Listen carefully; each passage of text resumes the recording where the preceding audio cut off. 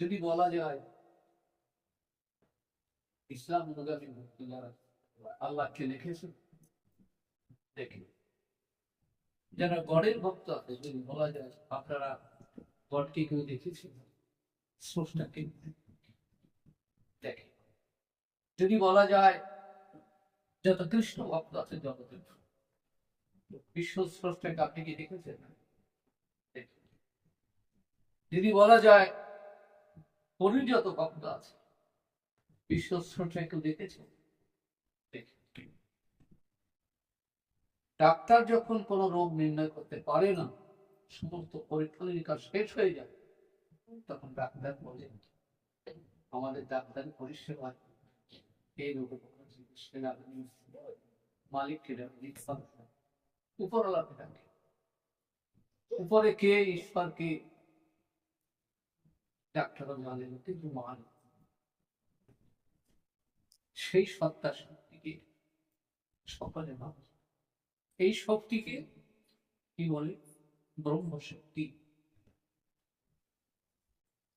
আঠারোখানা পুরাণের শ্রেষ্ঠ পুরাণ ব্রহ্মবৈবর্ত, এই পুরাণে ব্রহ্মের পূর্ণ প্রকাশ করেছে।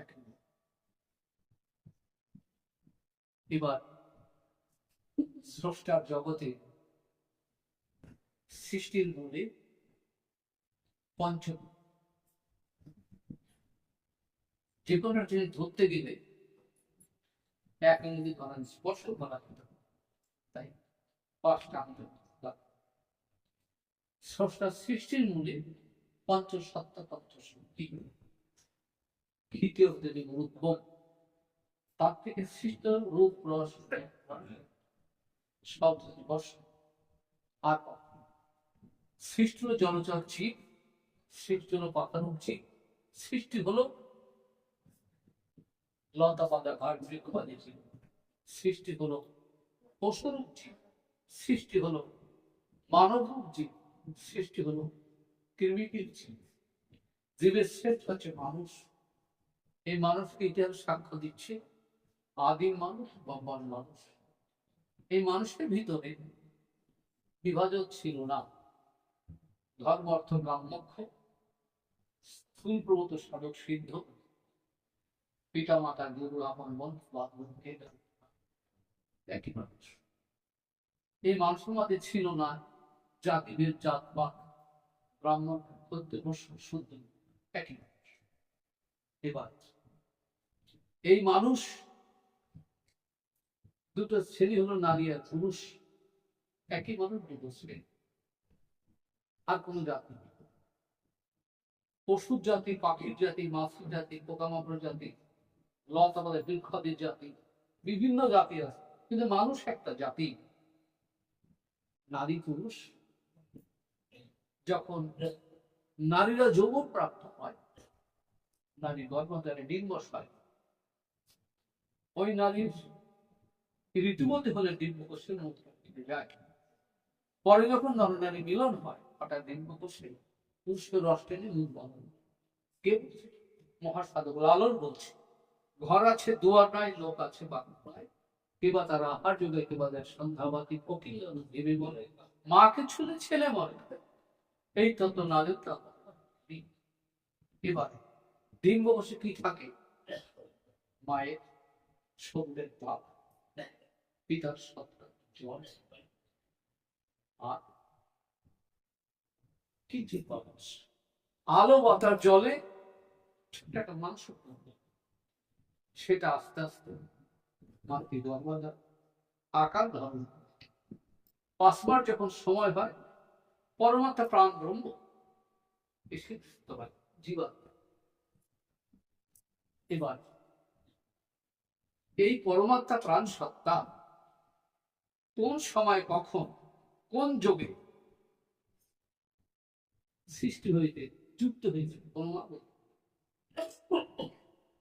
যাই হোক, এই প্রাণ সত্তাকে, ব্রহ্ম সত্তাকে, শক্তিকে বিজ্ঞান বলছে পরাশক্তি, ইসলাম বলছে আল্লাহ শক্তি, খ্রিস্ট বলে গড় শক্তি, সনাতন শাস্ত্রে এটাকে বলে কৃষ্ণ শক্তি, গণেশ শক্তি, দেব শক্তি, ঈশ্বর শক্তি অন্য শক্তি, এক শক্তির এক নাম। আমাদের বহু শাস্ত্র গ্রন্থ আছে, তার ভিতরে গীতা গ্রন্থকে পশ্চিমবাংলার ভারতবর্ষ নয়, পাশ্চাত্য দেশের মান্যতা জ্ঞান। 18 অধ্যায়ে দ্বিতীয় অধ্যায় সাংখ্যযোগ। এই সাংখ্যযোগে 23 নম্বর শ্লোকে কি বলছে? এই প্রাণ, পরমাত্মা প্রাণ সত্তা, জন্ম মৃত্যু নেই, রোগ নেই, ভোগ নেই, শোক নেই, তাপ নেই, দুঃখ নেই, জ্বালা নেই, যন্ত্রণা নেই, অস্ত্রে কাটে না, জলে ভিজে না, আগুনে পড়ে না, বাতাসে শুকায়। এবার এই সম্পদ শক্তি প্রতিটা জীবের ভিতরে নিরাকারে বিরাজ করছে। সাকার ভিন্ন নিরাকার সত্তা শক্তি কখনো গুণ আত্মপ্রকাশ হয় না। দেখা গেল প্রাণ যখন এই জড়দেহে প্রকাশ করল, তারপর মনের বিকাশ, মন মাতৃগর্ভের সুপ্ত অবস্থায় থাকে, আত্মপ্রকাশ। যখন ভূমিষ্ঠ হলো, নারীটা কেটে দিবে, জ্ঞানে জন্ম। মন, প্রাণ এবং জ্ঞান, এই তিনটে সত্তার শক্তি। ঈশ্বর ঈশ্বর সত্তার শক্তি, আল্লাহ সত্তার শক্তি, হরি সত্তার শক্তি, গড সত্তার শক্তি। যদি বলা যায় আল্লাহ সত্তার শক্তি সত্য, সুন্দর, পবিত্র, যত আল্লাহর ভক্ত আছে একবার কে মেনে। যদি বলা যায় গড সত্তার শক্তি সত্য, সুন্দর, পবিত্র, গডের ভক্ত মেনে নিন। যদি বলা যায় কৃষ্ণ সত্তার শক্তি সত্য, সুন্দর, পবিত্র, যত কৃষ্ণ তারাও মেনে নেন। যদি বলা যায় হরি সত্তা শক্তি সত্য, সুন্দর, পবিত্র, যাহা পবিত্র পবিত্র, সত্য যাহা তাই সুন্দর। এবার সত্যকে সাধ্য করা যায় কোনো মন্ত্র দিয়ে? যায় না। যেটা পবিত্র তাকে সাধ্য করা যায় কোনো মন্ত্র দিয়ে? যায় না। যা কিছু সুন্দর জগতে মন্ত্র দ্বারা শান্ত হয় না। তথাপি এই সমাজের এক শ্রেণীর মানুষ, যাতে আমরা পুরোহিত ব্রাহ্মণ বলে জানি মানি, তারা কিন্তু এই শ্রাদ্ধ করছে। কোথায় পাঠাচ্ছে? শ্রাদ্ধ করে সংস্কার করে স্বর্গে পাঠায়। স্বর্গ বলে যদি কোনো জায়গা থাকতো, বিজ্ঞান প্লেনে সেখানে চলে গেল। মঙ্গল গ্রহে, চন্দ্র গ্রহে যখন যাচ্ছে, শাস্ত্রের পরিভাষা আর পাঠ্যপুস্তকের পরিভাষা আলাদা। কোথাও কোথাও মিল আছে, আর বহু জায়গায় মিল নেই। যাই হোক, এই বাড়িতে কত রকম জীব আছে, পশুপালন, গৃহপালন, তাদেরকেও মারা গেলে তার কোন শ্রাদ্ধ সাদী ক্রিয়া করে রীতিনীতি পালন হয়। শুধু মানুষের ক্ষেত্রে হয়। কেন? মানুষের ক্ষেত্রে মানুষের কাছ থেকে অনেক কিছু পাওয়া যায়। পুরোহিতে যেটা লিখে দেয় স্বর্ণ করে, যত কষ্ট ঋণ ধার দেনা করে সেটা বিভাগ। এবার তাকে সংস্কারও মুক্ত করে দিল। আবার একটা বছর কাল অসুস্থ থেকে যায়, যার সবসময় যে সত্য, সুন্দর, পবিত্র, কি করে কোন যুক্তিতে, কোন দিক দিয়ে দেখানো যায়? সমাজের এক শ্রেণীর মানুষ যা বুঝিয়েছে তাই বুঝিয়েছে। ঠাকুর বললে আগে সত্যটাকে জানো, তারপরে ভালো। না জেনে অন্ধবিশ্বাসে মানলে পদে পদে হয়। কি করা যায়? যেটা পবিত্র, সত্য, সুন্দর, তার প্রতি শ্রদ্ধা ভক্তি মান্য রাখা যায়, সম্মান রাখা যায়, শ্রাদ্ধ করা যায়, শ্রদ্ধা ভক্তি সম্মান সহকারে তার এবারে পরিচার পূর্ণ ব্রহ্ম কেন বলছেন? কেন ঠাকুরকে পুজো করছে? পুজো কে পায়? ব্রহ্ম কি? ব্রহ্ম ঈশ্বরীয় নাম। নাম কেমন? নাম শুদ্ধ, নাম। ভগবান কেমন? সত্য সুন্দর পবিত্র ব্রহ্ম। কোন শাস্ত্রে লেখেনি এই ভগবান ছোট, ওই ভগবান বড়, কোথাও লেখা। সত্য সুন্দর পবিত্র ব্রহ্ম সব সময়। এবার ভক্তি এবং ব্যক্তি সম্পূর্ণ আলাদা। আমি কুম্ভ মেলায় গেছি, ঠাকুরনগর মেলায় যাওয়া হয়, জয়দেব মেলায় গেছে, বোলপুরের মেলায় গেছি, তারপর গঙ্গাসাগর মেলায় গেছি। মেলায় যাওয়া আছে, লক্ষ লক্ষ কোটি কোটি মানুষ আসে। সকল ব্যক্তির ভিতরে প্রাণ একই শক্তি। এই ক্ষেত্রে বলা ঈশ্বর এক ব্রহ্ম, নাস্তিক। মন্দিরে প্রদীপ জ্বল, সেখান থেকে মোমবাতি জ্বালালে মোমবাতির আলো, লণ্ঠনের জন্য লণ্ঠনের আলো, হ্যাচাকে জন্য হ্যাচাকের আলো, হারিকেনের জন্য হারিকেনের আলো।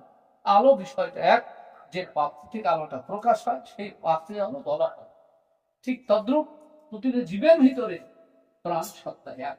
এই ক্ষেত্রে বলা হয় ঈশ্বর এক ব্রহ্ম, নাস্তিক। কিন্তু সেই সত্তা শক্তি সাকার ভিন্ন গুণ প্রকাশ হয় না। আমার ইসলাম অনুগামী ভক্ত যারা আছে তারা সাকারে বিশ্বাস নয়। কিন্তু একজন ডাক্তার, বড় ডাক্তার, যত রোগী দেখে সাকার দেখে, পরীক্ষা নিরীক্ষা করে যা রোগ দিলে, যে ওষুধ দিলে ভালো হয়, সেই ওষুধ দিলে ভালো হয়, তার বিনিময়ে টাকা। সেই অর্থে ডাক্তারবাবু, মা বাবা, ছেলে মেয়ে, সংসার, পরিবার সকলের পালন সাকারে করে এইগুলো পায়। সাকার ভিন্ন কেউ চলতে পারে। যদি বলে আল্লাহ আমি পানি খাবো, আল্লাহ পানি খাবো, আল্লাহ আমি ভাত খাবো, রুটি খাবো, আমার ক্ষুধা নেই, সাকারে খেতে হবে, তারপর যাবে। শাখার ভিন্ন কেউ চলতে পারে না। এবার ব্রহ্ম, পরমাত্মা, প্রাণ ব্রহ্ম, ব্রহ্ম বিশ্ব জগৎ সর্বস্খলিত ব্রহ্ম। চোখে যা কিছু দেখি সবই ব্রহ্মের। এই ব্রহ্মের শ্রেষ্ঠ মানুষ,